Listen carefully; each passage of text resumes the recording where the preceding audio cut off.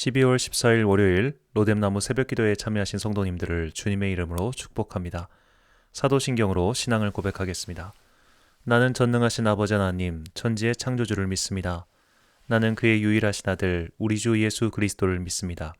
그는 성령으로 잉태되어 동정녀 마리아에게서 나시고 본디오 빌라도에게 고난을 받아 십자가에 못 박혀 죽으시고 장사된 지 사흘 만에 죽은 자 가운데서 다시 살아나셨으며 하늘에 오르시어 전능하신 아버지 하나님 우편에 앉아 계시다가 거기로부터 살아있는 자와 죽은 자를 심판하러 오십니다. 나는 성령을 믿으며 거룩한 공교회와 성도의 교제와 죄를 용서받는 것과 몸의 부활과 영생을 믿습니다. 아멘. 찬송가 338장입니다. 찬송가 338장.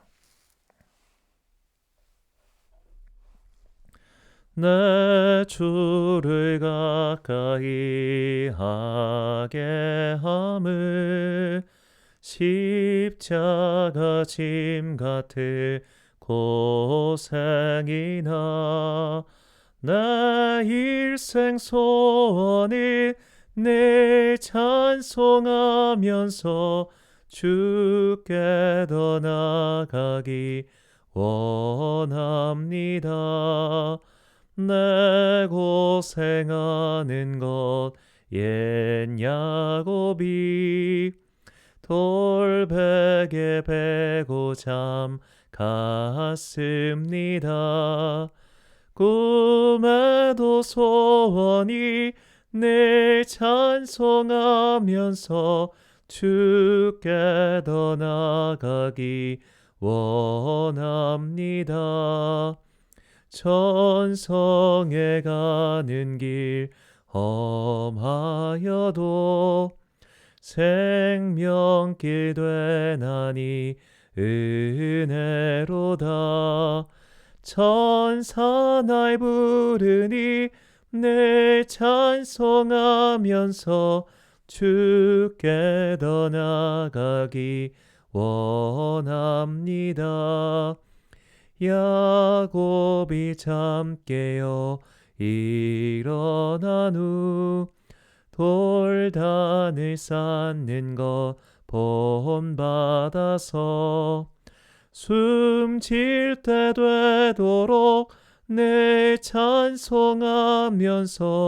주께 더 나아가기 원합니다. 아멘.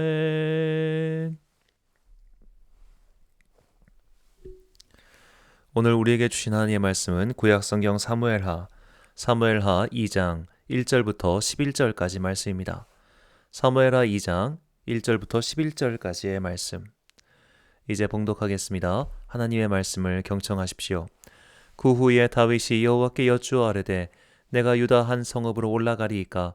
여호와께서 이르시되 올라가라. 다윗이 아뢰되 어디로 가리이까? 이르시되 헤브론으로 갈지니라. 다윗이 그의 두 아내 이스라엘 여인 아히노암과 갈멜 사람 나발의 아내였던 아비가일을 데리고 그리로 올라갈 때에 또 자기와 함께한 추종자들과 그들의 가족들을 다윗이 다 데리고 올라가서 헤브론 각 성읍에 살게 하니라. 유다 사람들이 와서 거기서 다윗에게 기름을 부어 유다 족속의 왕으로 삼았더라. 어떤 사람이 다윗에게 말하여 이르되 사울을 장사한 사람은 길르앗 야베스 사람들이니이다 하매 다윗이 길르앗 야베스 사람들에게 전령들을 보내 그들에게 이르되 너희가 너희 주 사울에게 이처럼 은혜를 베풀어 그를 장사하였으니 여호와께 복을 받을지어다. 너희가 이 일을 하였으니 이제 여호와께서 은혜와 진리로 너희에게 베푸시기를 원하고 나도 이 선한 일을 너희에게 갚으리니 이제 너희는 손을 강하게 하고 담대히 할지어다. 너희 주 사울이 죽었고 또 유다 족속이 내게 기름을 부어 그들의 왕으로 삼았음이니이다 하니라.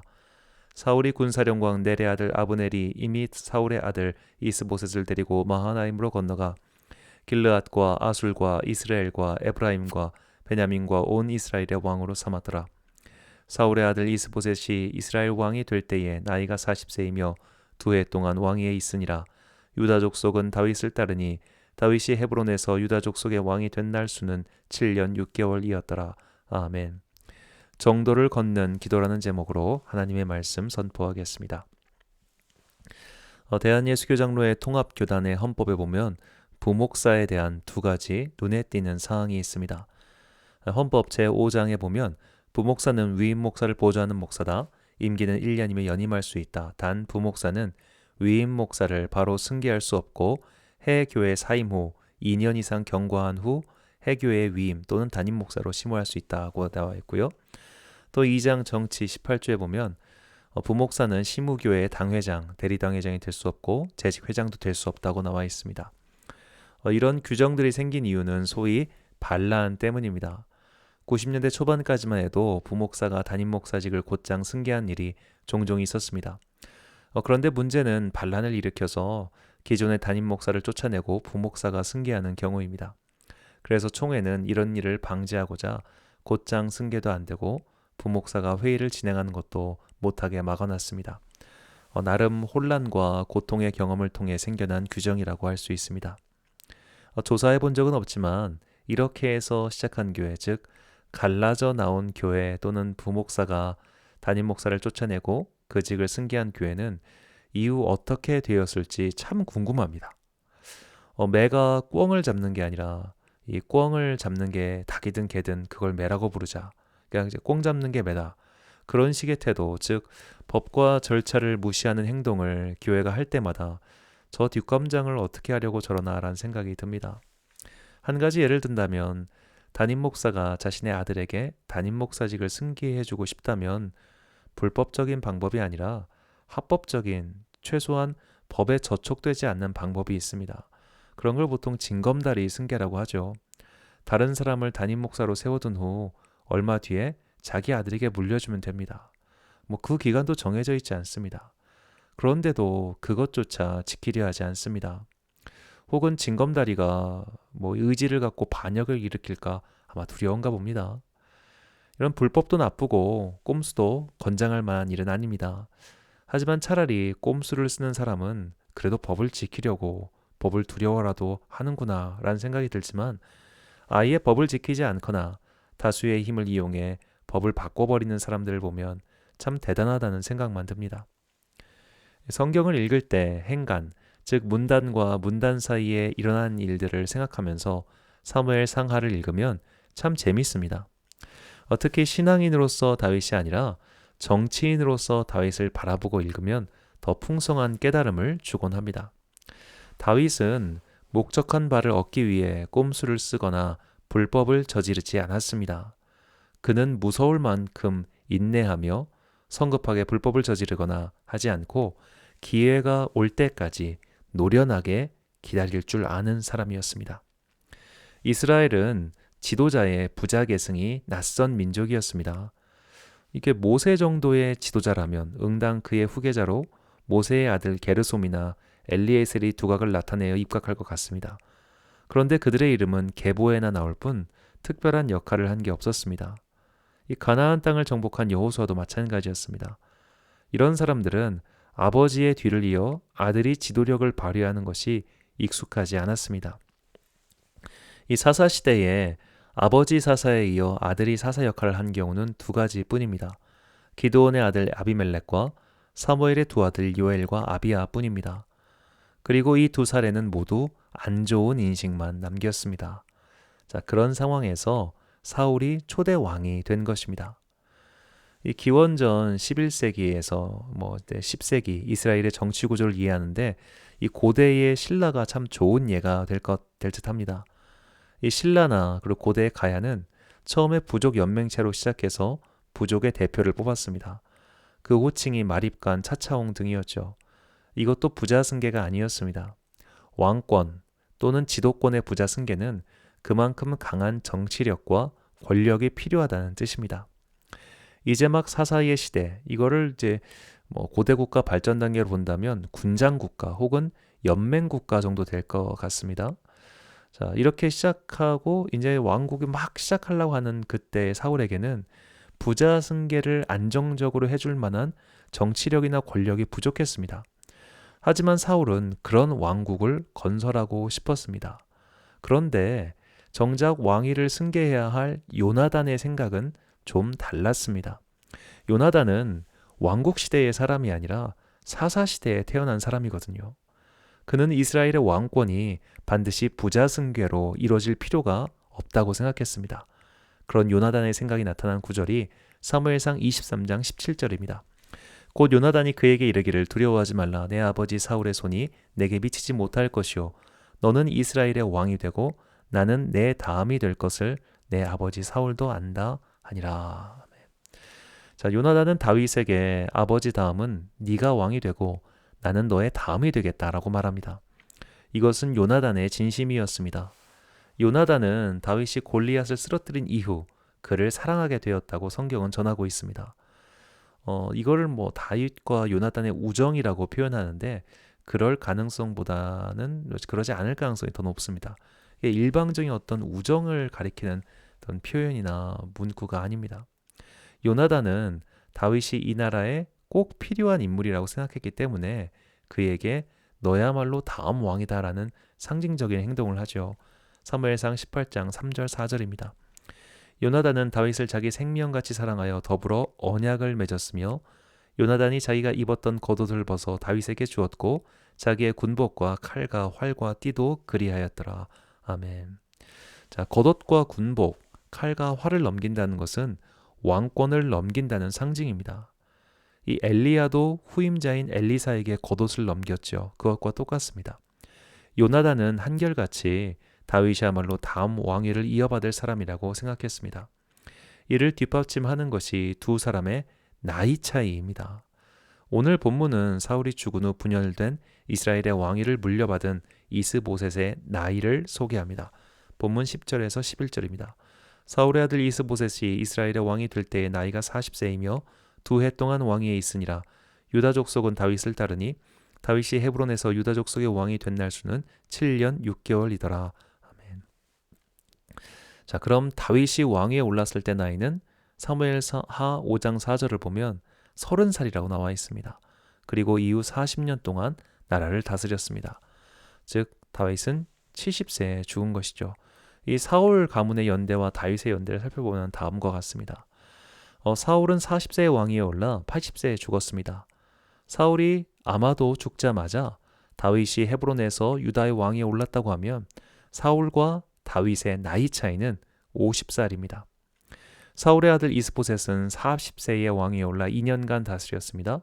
이스보셋은 측근의 배신으로 암살당하죠. 그는 42살 때 죽었습니다. 그런데 다윗은 유다의 왕으로 7년 6개월을 다스립니다. 즉 앞뒤에 공백기가 있다는 소리죠. 사울이 죽자마자 이스보셋이 왕위에 오른 것이 아니었습니다. 좀 시간이 지난 후 사울과 사촌이었던 아브넬이 세력을 규합해서 왕위에 오르게 한 것이죠. 만약 이스보셋이 죽자마자 이스라엘의 장로들이 다윗을 찾아왔다고 한다면 이스보셋은 아버지 사울이 죽은 후 거의 5년 뒤에 왕위에 올랐다는 말이 될 겁니다. 즉 이스보셋은 사울의 나이 45살 때 낳은 아들입니다. 그래서 사울이 왕이 되었을 때 자녀들의 명단에 이스보셋이 없는 것이죠. 사무엘상 14장 49절입니다.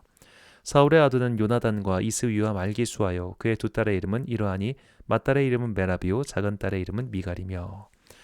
자, 요나단, 이스위, 말기수와 이름이 나옵니다.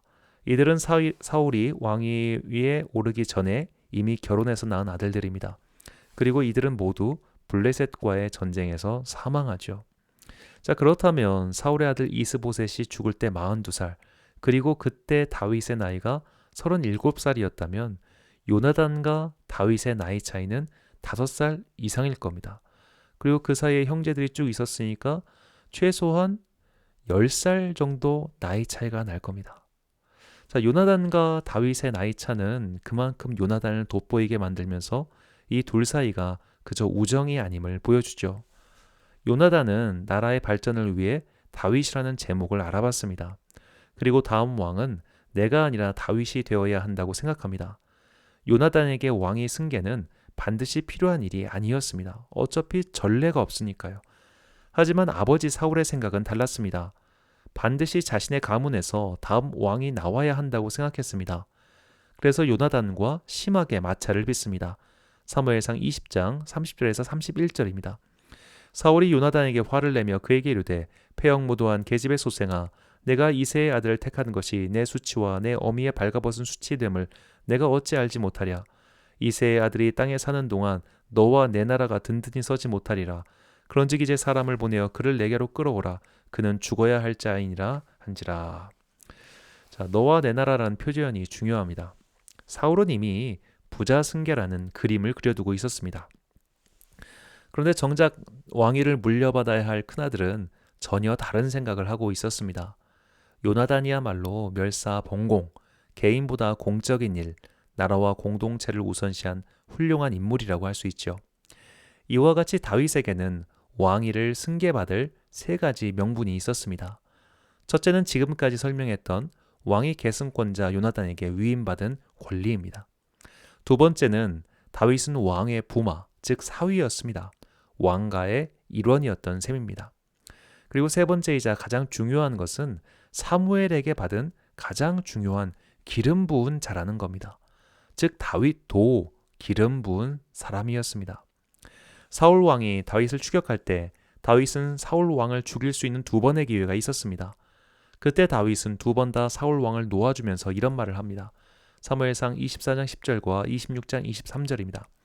오늘 여호와께서 굴에서 왕을 내 손에 넘기신 것을 왕이 아셨을 것이니이다. 어떤 사람이 나에게 권하여 왕을 죽이라 하였으나 내가 왕을 아껴 말하기를 나는 내 손을 들어 내 주를 해하지 아니하리니 그는 여호와의 기름 부음을 받은 자이기 때문이라 하였나이다. 여호와께서 사람에게 그의 공의와 신실을 따라 갚으시리니 이는 여호와께서 오늘 왕을 내 손에 넘기셨으되 나는 손을 들어 여호와의 기름 부음 받은 자 치기를 원하지 아니하였음이니이다. 자, 이 메시지는 이중의 주장입니다. 당신이 기름 부은 자이기에 죽이지 않겠다. 그런데 나도 기름 부은 사람이다. 그러니 당신도 나를 치지 말라. 이런 뜻입니다. 그리고 이것은 사울에게도 하는 말이었지만 다윗의 주변 사람들에게 하는 말이기도 했습니다. 나 기름 부은 사람이야.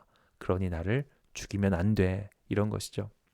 다윗은 꼼수를 부려 사울을 칠 수 있었습니다. 탈법을 저질러서 절차를 어겨서 그냥 여기서 끝내고 이 긴 도피 생활을 그만두자라고 할 수 있었습니다. 하지만 다윗은 끝까지 바른 길, 정도를 고수합니다. 긴 세월 끝에 절차적 정당성을 확보한 후에야 다윗은 왕위에 오릅니다. 다윗은 왕위에 오른 후에도 서두르지 않습니다. 전임자 사울이 무려 40년 동안 다스린 나라입니다. 더구나 그는 나라를 위해서 열심히 싸우다가 온 가족이 전쟁터에서 전멸했습니다. 그들의 시신을 구하기 위해 길르앗 야베스 사람들은 목숨을 걸고 적진으로 침입했습니다. 이런 것을 볼 때 사울은 이스라엘 백성들에게 결코 인기 없던 폭군이 아니었습니다. 이에 반해 다윗은 공식적으로는 반역자요, 도피자였습니다. 그는 심지어 적국의 망명까지 한 적도 있었습니다. 그러나 다윗은 서두르지 않았습니다. 오해가 불식되고 사람들이 인정해 줄 때까지 천천히 기다립니다. 그 세월이 무려 7년 반이었습니다. 다윗은 단번에 사울이 없던 공백기를 기다리지 않고 나머지 지역을 점령하듯 차지할 수 있었습니다. 그러나 그렇게 하지 않았습니다. 오늘 본문에서 다윗은 길르앗 야베스 사람들의 용기를 칭찬합니다. 너희들이 사울 왕에게 참 잘했다라는 칭찬으로 시작하면서 이렇게 말을 마무리합니다. 본문 7절을 새번역 성경으로 읽겠습니다. 비록 여러분의 왕 사울 임금님은 세상을 떠나셨으나 유다 사람이 나에게 기름을 부어서 왕으로 삼았으니 여러분은 이제 낙심하지 말고 용기를 내기를 바랍니다. 자, 이 다윗의 여기 속말이 있어요. 다윗의 속말은 이제 내가 왕이 되었으니 사울 왕에게 하듯 나에게도 해라. 그런 뜻입니다. 그런데 길르앗 야벳 사람들은 그러지 않았습니다. 아브넬이 사울의 아들 이스보셋을 왕으로 세우자 그쪽으로 가서 편을 먹습니다. 9절입니다. 거기에서 그는 이스보셋을 왕으로 삼아서 길르앗과 아술과 이스라엘과 에브라임과 베냐민과 온 이스라엘을 다스리게 하였다. 자, 길르앗 사람들은 의리가 있었어요. 그들은 암몬 왕 나하스가 자신들을 포위했을 때 와서 구해준 사울의 은혜를 잊지 않았습니다. 이들도 분명히 갈등했을 겁니다. 지금 떠오르는 별은 다윗이고 사울 왕과는 이미 지는 해나 마찬가지였습니다. 하지만 그래도 그들은 사울 왕과의 편에 섭니다. 자, 그렇다면 다윗 입장에서는 괘씸한 것들이지 않겠습니까? 내가 이렇게까지 정중하게 말했는데 그쪽으로 가서 붙어? 라고 생각할 수 있었지만 다윗은 그렇게 하지 않았습니다. 다윗은 때가 차기까지 기다렸습니다. 어쩌면 다윗의 가장 큰 장점은 이런 기다림인지도 모르겠습니다. 정치인들은 이런 기다림을 할 줄 알아야 합니다. 그리고 목사도 마찬가지죠. 당장의 인기, 당장의 욕심 때문에 아무것도 얻지 못하는 일들이 얼마나 많습니까? 예를 좀 들어보겠습니다. 2002년도 민주당의 16대 대통령 후보 국민참여 경선이 시작되었습니다. 총 6명의 후보가 참여했고 당시 가장 유력한 후보는 이인재 경기지사였습니다. 그러나 이인재 후보는 경선 도중 후보를 탈퇴하고 민주당까지 탈퇴하고 대통령 선거 경쟁 상대인 한나라당 이회창 후보 편으로 가버렸습니다. 그리고 나머지 4명도 저마다의 이유를 들어가며 사퇴했습니다. 마지막으로 남은 사람은 노무현 후보와 정동영 두 후보뿐이었습니다. 정동영 후보가 이길 가능성은 없었습니다. 그러나 정동영 후보는 끝까지 경선을 완주했고 그 덕분에 민주당 경선은 중도에 흐지부지하게 끝나지 않을 수 있었습니다. 그때 경선을 그만두고 상대 진영으로 넘어간 이인재 지사는 이후 괄목할 만한 정치력을 발휘하지 못하고 정치 무대에서 사라졌습니다. 당장의 인기와 욕심 때문에 정도를 택하지 않은 정치인의 끝 모습이었습니다. 하지만 정동영 후보는 패배했더라도 경선을 완주했기 때문에 다음 기회를 얻을 수 있었습니다. 정동영 후보는 비록 패하긴 했지만 다음 대통령 선거 때 민주당의 대통령 후보가 될 수 있었습니다. 또 이 당시를 생각해보면 유력한 대선 후보 중 하나가 정몽준 전 의원이었습니다. 그는 노무현 후보와 후보 단일화를 선언했는데 선거일 바로 전날 단일화를 일방적으로 철회했습니다. 이후 정몽준 의원은 아무것도 얻지 못하고 정치인으로서도 힘을 발휘하지 못했습니다. 이런 비슷한 일은 2012년 제18대 대선에서도 벌어졌습니다. 당시 문재인 후보와 단일화 협상을 벌이던 안철수 후보는 이도저도 아닌 태도로 일관했습니다. 이후 민주당 공동대표가 되었지만 이마저도 탈당하고 신당을 창당했습니다. 지금은 안타깝게도 별 의미 없는 정치인이 되었을 뿐입니다. 이처럼 당장 눈앞의 욕심과 이익 때문에 행동을 바꿨던 이들, 절차를 무시하고 꼼수를 벌이거나 심지어 불법을 저지른 이들은 아무것도 얻지 못했습니다. 반면에 당장은 패배하고 어려움에 처하더라도 내일을 기약하며 절치부심했던 자들은 결국 승리자의 면류관을 얻거나 적어도 수치스럽게 일선에서 물러나진 않았습니다. 이런 것들이 정도를 걸었을 때 얻게 되는 주님의 은혜입니다. 서두에 말씀드린 교회 일하기로 돌아가자면 많은 이들이 욕심 때문에 정도를 걸어가지 않고 편법과 꽁수를 쓰다가 구설수에 오르고 결국 영적 지도력을 잃어버리곤 합니다. 담임 목사가 되고 싶지 않은 부목사가 어디에 있겠습니까? 그러나 절차적 정당성을 등한시하고 눈앞의 자리만 탐하면 결국 그것이 부메랑이 되어 큰 해가 됩니다. 담임 목사직의 부자 승계를 원하는 목사님 또는 교회가 있을 겁니다. 그것을 결정하고 실행하는 것은 교회의 재량권이라고도 말할 수 있을 겁니다. 하지만 조금만 시간을 갖고 기다리면 얼마든지 그것을 얻어낼 수 있는데도 결국 그 일을 강행해서 교계와 사회를 시끄럽게 만드는 것을 보면 안타까움을 넘어 어리석다고 말할 수밖에 없습니다. 서울의 한 큰 교회에서 일어났던 일입니다. 담임 목사님은 미국 유학파 출신으로 그곳에서 목사 안수를 받고 한국으로 청빙받아 오신 분이셨습니다. 이 교회 안에 이 목사님의 반대파가 있었는데 이 반대파가 미국으로 가서 조사를 해보니 미국까지 가서 조사를 했어요. 이 목사님의 안수 과정에 문제가 있었습니다. 교단의 법령은 전임 사역자는 2년, 준전임 사역자는 3년, 파트타임 사역자는 4년이라는 교역자의 훈련 기간을 정해놓고 있습니다. 그런데 이 목사님은 파트타임 사역을 2년 하고서 안수를 받은 겁니다. 사역했던 교회에서 파트타임 사역자를 전임 사역자인 것처럼 서류를 만들어 준 겁니다. 결국 이 사실이 발각되어 목사 안수가 무효라는 소송에 들어갔고 결국 교회는 쪼개지고 이분은 교단을 탈퇴했습니다. 아마 그 목사님은 관행이라고 생각했는지도 모릅니다. 그리고 그걸 해준 교회도 그렇게 생각했을 겁니다. 저도 제 주변에서 이런 일들을 봤었습니다. 하지만 이런 꼼수가 급하게 일을 처리하느라 했던 여러 가지 것들이 인생의 발목을 붙잡을 때가 많습니다. 다윗은 그러지 않았습니다. 오랜 세월을 힘들었지만 끝까지 참고 견디었습니다. 그것이 37살 6개월이 될 때까지였습니다. 그는 아마도 20년 가까운 세월을 그렇게 참고 참으며 기다리고 기다렸습니다. 그리고 마침내 모든 것이 순리에 따라 자신에게 돌아왔을 때 그는 하나님께 다음과 같이 찬양과 기도를 올립니다. 시편 18편 20절에서 22절입니다. 여호와께서 내 의를 따라 상 주시며 내 손의 깨끗함을 따라 내게 갚으셨으니 이는 내가 여호와의 도를 지키고 악하게 내 하나님을 떠나지 아니하였으며 그의 모든 규례가 내 앞에 있고 내게서 그의 율례를 버리지 아니하였음이로다. 아멘. 이 시편 18편의 부제는 여호와께서 다윗을 그 모든 원수들의 손에서와 사울의 손에서 건져주신 날에 다윗이 이 노래의 말로 여호와께 아뢰어 이르되입니다. 다윗은 상 주시고 갚아주시는 하나님을 믿었습니다. 눈앞의 이익, 당장의 편안함을 추구하지 않았습니다.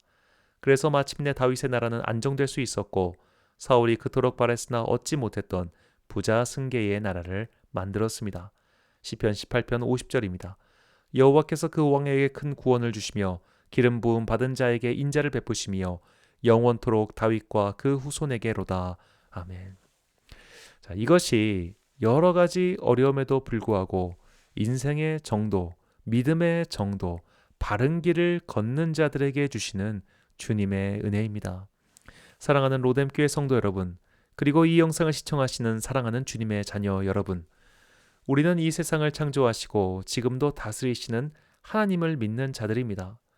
그리고 그의 아들 예수 그리스도를 통하여 이 땅에 하나님의 나라가 임했다는 것을 믿고 전하는 자들입니다. 그렇다면 우리가 더욱 정도, 바른 길을 지켜야 하지 않겠습니까? 어떤 이들은 법 자체가 문제라며 문제인 법과 규정은 어겨도 된다고 말합니다. 절차를 무시하는 것이죠.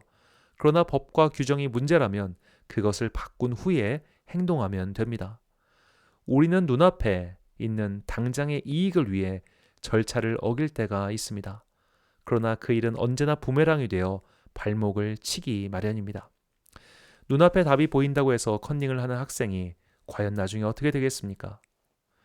편법으로 성공하는 자들을 부러워하지 마십시오. 정도가 아닌 길로 더 빨리 가서 많은 것을 얻는 이들을 부러워하지 마십시오. 그 일이 결국은 자신의 목을 조르거나 혹은 더 빨리 패망하게 되는 지름길이 될 것입니다. 눈앞에 편한 길을 택하지 마십시오. 좀 기다리게 되더라도 정도, 바른 길을 선택하십시오. 그것이 우리 각자 인생의 목적을 가장 훌륭하게 성취하는 진정한 지름길이 될 것입니다. 그 지름길로 주님과 함께 걸어가는 여러분과 제가 되기를 간절히 축원합니다. 기도하겠습니다. 사랑과 은혜가 풍성하신 아버지 하나님, 인생의 고통을 겪다 보면 이것을 빨리 해결할 방법만 찾을 때가 많았습니다. 이 어려움이 속히 끝나고 편해지고 싶었습니다. 빨리 결과를 얻어서 편안해지고 싶었습니다. 그래서 지름길을 찾을 때가 많았습니다. 쉬운 길을 택하고 싶을 때가 많았습니다. 남들이 다 아는 편법과 꼼수도 해보고 싶은 마음이 있었습니다. 그러나 다윗이 그런 모든 유혹을 물리치고 마침내 승리하였듯이 우리도 그런 유혹들을 살뜰히 물리치고 느리고 답답해 보이더라도 바른 길을 걷게 하옵소서. 이를 위해 하나님께 기도하며 주님과 살뜰히 붙어 있길 소망합니다. 주님과 멀어질수록 세상의 것에 흔들리며 유혹을 받게 되오니 오늘도 불쌍한 우리들에게 자비의 손을 뻗어주사 당신과 떨어지지 않게 하옵소서. 일상을 시작하는 월요일 새벽입니다. 지금 우리는 매우 무거운 마음으로 일상을 시작하고 있습니다. 이제는 사람의 힘으로 전염병의 확산을 막을 수 없는 지경에 처했습니다. 언론은 다시 교회의 감염 확산의 책임을 씌우려고 합니다. 누군가를 희생시켜서라도 울분을 풀고 싶어 합니다. 절차에 의한 법치주의가 근간이 되어야 할 민주주의의 나라에서 중세시대 마녀사냥 같은 일들이 벌어지고 있습니다. 하나님을 떠난 인간들이 이토록 잔인하고 어리석을 수밖에 없다는 것을 이 세상이 보여주고 있습니다. 주님, 우리를 불쌍히 여기소서. 주님께서 만드신 이 세계가 크게 어려움을 겪고 있는 이때에 주님의 은혜의 해를 비추어 주십시오. 우리는 살아야 하기에 오늘도 밖으로 떠납니다. 주님의 자녀들을 지켜 주옵소서. 하나님께서 천사들을 보내시어 악을 물리치는 불칼로서 주님의 자녀들을 보호하여 주옵소서. 연말 학업을 정리하는 학생들을 기억하여 주시고 힘든 한 해를 보냈사오니 올해의 갈무리를 잘하여 내년을 준비하는 지혜로운 자들이 되게 하옵소서. 힘들게 달려온 한 해의 끝이 보입니다. 특별히 남은 일주일 동안 이 새벽 기도회에 은혜를 내려주셔서 각자의 기도 제목에 답을 얻는 은혜가 임하게 하옵소서. 오늘도 주님의 자녀들에게 크신 성령님의 은혜를 내려주시길 소망하오며 이 모든 말씀 우리를 바른 길로 인도하시는 예수 그리스도의 이름으로 기도합니다. 아멘. 주기도문 하심으로 새벽 기도를 마치겠습니다. 오늘도 주님 안에서 승리하시길 소망합니다. 하늘에 계신 우리 아버지, 아버지의 이름을 거룩하게 하시며 아버지의 나라가 오게 하시며 아버지의 뜻이 하늘에서와 같이 땅에서도 이루어지게 하소서. 오늘 우리에게 일용할 양식을 주시고 우리가 우리에게 잘못한 사람을 용서하여 준 것 같이 우리 죄를 용서하여 주시고 우리를 시험에 빠지지 않게 하시고 악에서 구하소서. 나라와 권능과 영광이 영원히 아버지의 것입니다. 아멘.